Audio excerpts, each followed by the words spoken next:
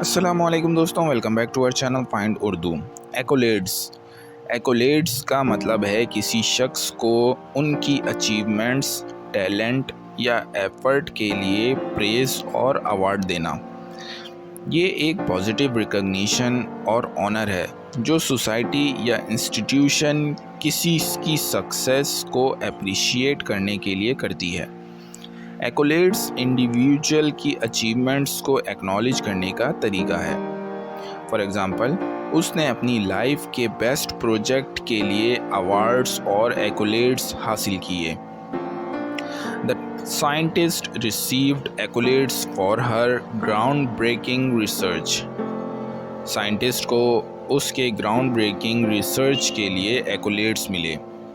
तो दोस्तों, एक्कोलेड्स का मतलब है वो प्रेज़ और रिकग्निशन जो किसी की एक्सेप्शनल परफॉर्मेंस के लिए दिया जाता है। उम्मीद है अब आपको एक्कोलेड्स का मतलब समझ में आ गया होगा। मिलते हैं नेक्स्ट वीडियो में। शुक्रिया।